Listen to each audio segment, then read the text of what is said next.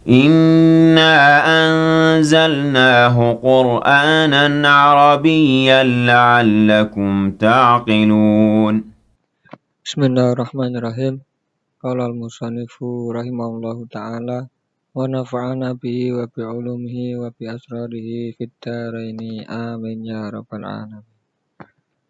Oke, selamat datang di channel Ngangsu Nahwu. Belajar nahwu itu asik.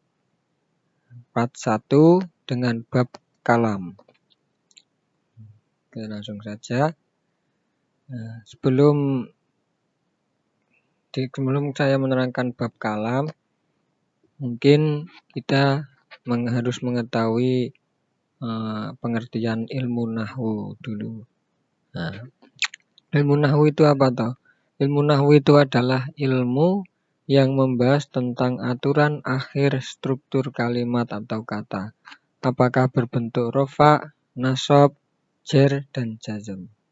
Nah, berbicara dengan ilmu nahwu itu tidak akan lepas dengan yang namanya ilmu shorof juga, karena ilmu nahwu dan ilmu shorof itu diibaratkan bapak dan ibu. Kalau nahwu itu diibaratkan sebagai bapaknya, sedangkan ilmu shorof itu diibaratkan sebagai ibunya, ibu segala ilmu. Sedangkan kalau ilmu shorof itu adalah ilmu yang membahas tentang bentuk kalimat Arab, mulai dari huruf asli, tambahan, soheh, sampai kepada ilafnya. Nah, secara mudahnya begini. Kalau ilmu nahwu itu ilmu yang mengatur akhir suatu kalimat, harokat akhir suatu kalimat. Seperti contoh lafadz alhamdu. Dalam lafadz alhamdu yang tugasnya ilmu nahwu itu pada harokat akhir kalimatnya, yaitu pada harokat huruf dalnya itu du. Dia bisa dibaca du, bisa dibaca da, bisa dibaca di. Itu yang mengatur adalah ilmu nahwu. Jadi ilmu yang mengatur akhir harokat suatu kalimat. Sedangkan kalau ilmu shorof itu ilmu yang membahas bentuk kalimatnya. Secara mudahnya itu dia mengatur harokat awal dan tengah kalimatnya. Seperti contoh tadi alhamdu, maka tugasnya ilmu shorof itu yang mengatur pada harokat hak dan mimnya, yaitu ham. Dia bisa dibaca ham, bisa dibaca hum, bisa dibaca him, huma. Nah, itu yang mengatur adalah ilmu shorof. Oke, jadi kedua ilmu ini tidak bisa dipisahkan. Kedua ilmu ini adalah ilmu alat, ilmu yang digunakan untuk membaca kitab kuning, mengerti makna-makna Al-Quran. Jadi kedua ilmu ini sangat penting. So, kita sulit mengerti makna-makna Al-Quran tanpa kita menguasai ilmu nahwu dan ilmu shorof tersebut. Oke, langsung saja. Di sini saya akan menjelaskan dari ilmu nahwu. Ilmu nahwu dari bab yang pertama, yaitu bab kalam. Nah, di sini saya kutip dari kitab Matan Jurumiyah. Oke. Nanti saya akan membacakan makna ala pesantrennya dulu. Bismillahirrahmanirrahim. Faslun utawi iki iku pasal suwiji. Al kalamu utawi kalam, wa ya kalam. Al lafdu iku lafat, al murakkabu kang den susun, al mufidu kang aweh faedah bil wad'i kelawan den sejo. Yang artinya kalam adalah lafat yang tersusun, memberikan faedah yang sempurna dan disengaja menggunakan bahasa Arab.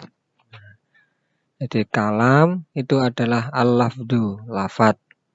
Yang kedua al-murakkabu, dia tersusun. Yang ketiga al-mufidu, memberikan faedah yang sempurna. Dan yang keempat bil wad'i, yaitu dengan disengaja menggunakan bahasa Arab. Oke. Jadi suatu kalimat itu bisa dikatakan kalam yang sempurna apabila dia memenuhi 4 faktor ini, yaitu lafat, murakkab, mufid, dan bil wad'i. Apabila dia tidak memenuhi 4 faktor ini, maka dia belum bisa dinamakan kalam. Oke, nah di sini akan diterangkan pengertiannya satu persatu. Yang pertama adalah lafadz.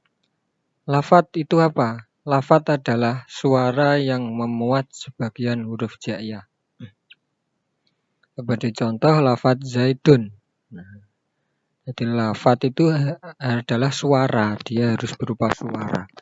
Nah, bukan cuma suara, tetapi dia suara yang harus mengandung sebagian dari huruf jaiyah.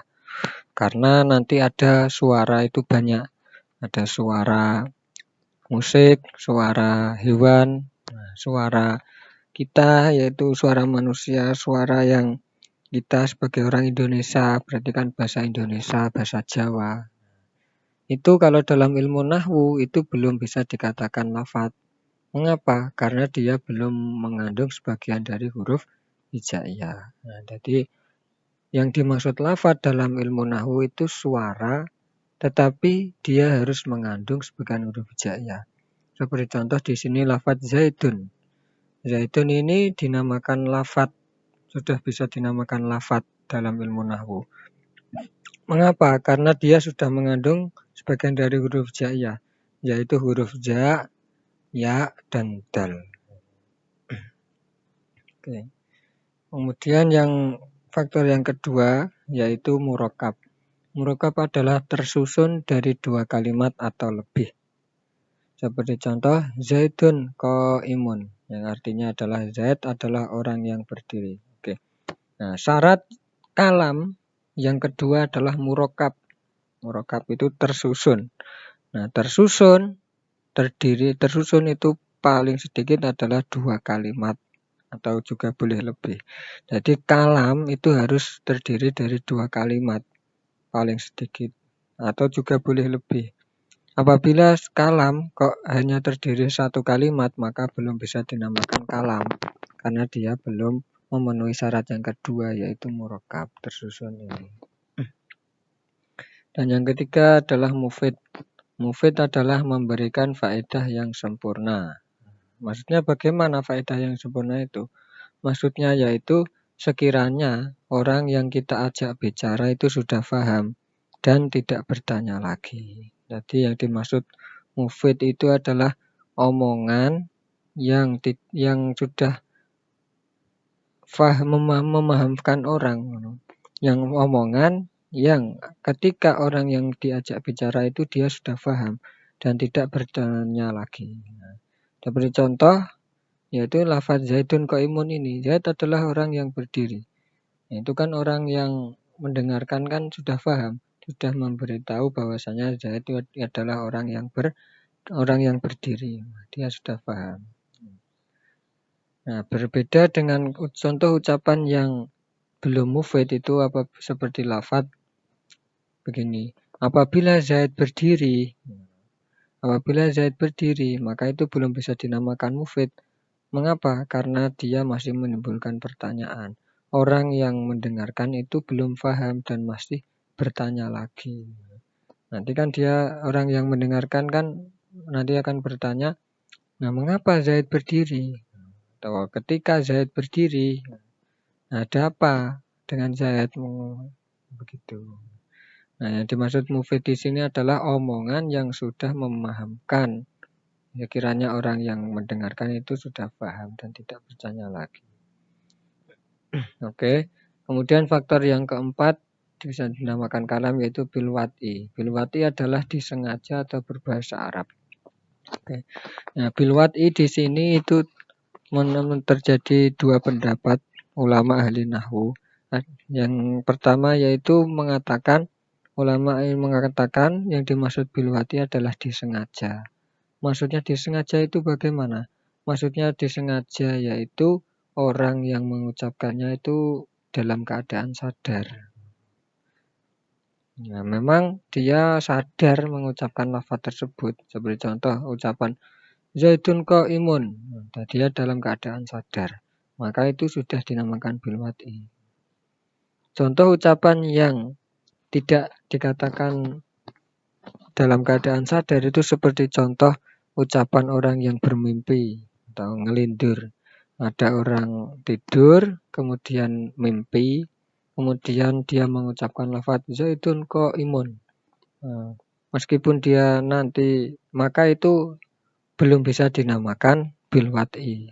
Karena mengapa? Karena dia diucapkannya bukan dalam keadaan sengaja, bukan dalam keadaan sadar. Oke. Kemudian yang kedua, ada ulama ahli nahwu yang mengatakan bahwasanya yang dimaksud bil wad'i itu adalah harus berbahasa Arab. Harus berbahasa Arab.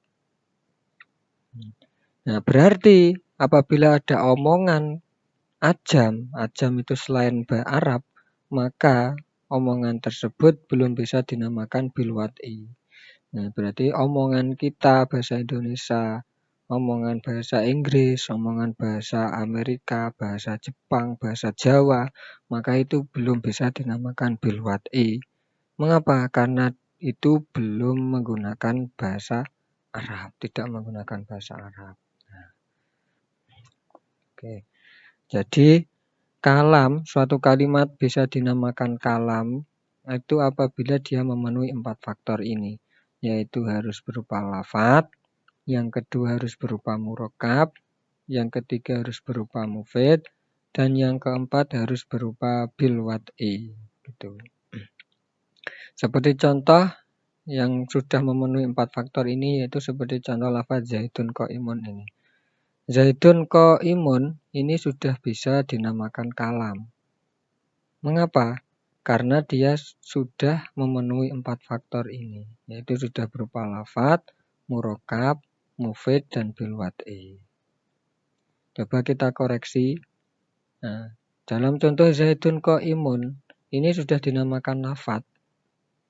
Iya, mengapa? Karena zaitun qaimun ini sudah berupa suara yang memuat sebagian dari huruf jaiyah. Apabila orang yang mengucapkannya, ini kan diucapkan berarti kan sudah berupa suara, dan dia sudah mengandung sebagian dari huruf jaiyah, yaitu huruf za, ya, dal, qaf, alif, hamzah, mim. Maka dia sudah dinamakan lafaz. Kemudian yang kedua yaitu murakkab. Nah, zaitun qaimun ini sudah murakkab karena dia sudah tersusun dari 2 kalimat, yaitu zaitun dan qaimun. Yang ketiga, mufid, memberikan faedah yang sempurna. Nah, zaitun qaimun ini sudah mufid. Mengapa? Karena dia sudah tidak menimbulkan pertanyaan lagi. Orang yang mendengarkan lafaz zaitun qaimun ini itu tidak bertanya lagi dan dia sudah paham. Karena artinya adalah Zaid adalah orang yang berdiri. Nah, ucapan zaitun qaimun itu memberitahu bahwasanya Zaid itu orang yang berdiri. Dan orang yang mendengarkan itu pasti sudah paham. Gitu. Kemudian yang keempat bil wad'i. Nah, itu disengaja. Ucapan zaitun qaimun itu seumpama diucapkan orang dalam keadaan sadar, maka dia sudah bil wad'i atau berbahasa Arab, dan zaitun qaimun ini sudah berbahasa Arab, maka dia sudah dinamakan bil wad'i. Nah, jadi karena dalam lafaz zaitun qaimun ini sudah memuat 4 syarat kalam ini, lafaz murakkab, mufid, dan bil wad'i, maka zaitun qaimun ini sudah bisa dinamakan kalam. Nah, jadi harus terpenuhi 4 syarat ini. Apabila kok ada satu saja yang belum terpenuhi, maka belum bisa dinamakan kalam. Nah, contoh seperti lafaz ini, in qoma zaitun, yang artinya apabila Zaid berdiri. In qoma zaitun ini belum bisa dinamakan kalam. Mengapa? Karena dia belum memenuhi syarat-syarat dari kalam. In qoma zaitun, syarat yang pertama kalam adalah lafaz. In qoma zaitun sudah berupa lafaz, sudah, karena dia sudah mengandung sebagian dari huruf jaiyah. Yang kedua murakkab, in qoma zaitun sudah tersusun, karena dia sudah terdiri dari 3 kalimat, yaitu in, koma, dan zaitun. In qoma zaitun sudah bil wad'i, sudah, karena dia sudah omongan yang disengaja dan juga dia sudah berbahasa Arab. Tapi in qoma zaitun ini belum memenuhi syarat yang ketiga, yaitu mufid, memberikan faedah yang sempurna. Karena in koma Zaidun ini artinya adalah apabila Zaid berdiri. Nah, orang yang mendengarkan lafadz in koma Zaidun itu kan masih bertanya lagi. Nah, mengapa Zaid kok berdiri? Gitu. Nah, berarti dia belum bisa dikatakan mufrad. Nah, karena dia belum bisa dikatakan mufrad, meskipun dia sudah berupa lafadz, murakkab, dan bilwati, maka lafadz in koma Zaidun ini belum bisa dinamakan kalam yang sempurna. Begitu. Oke. Jadi kesimpulannya, kalam itu harus memenuhi 4 syarat, yaitu lafadz, murakkab, mufid, dan bilwati. Lafadz adalah suara yang memuat huruf hijaiyah. Murakkab adalah tersusun dari 2 kalimat atau lebih. Mufid adalah memberikan faedah yang sempurna. Maksudnya sempurna, yaitu sekiranya orang yang mendengarkan sudah paham dan tidak bertanya lagi. Bilwati adalah disengaja atau berbahasa Arab. Apabila kok tidak memenuhi satu syarat saja, maka belum bisa dinamakan kalam yang sempurna. Oke. Nah, mungkin hanya itu yang dapat saya sampaikan dari part 1 yang menerangkan bab kalam ini. Semoga video saya hari ini itu bisa bermanfaat bagi diri saya sendiri dan juga bagi teman-teman semua. Akhirul kalam. Assalamualaikum warahmatullahi wabarakatuh. إنا أنزلناه قرآنا عربيا لعلكم تعقلون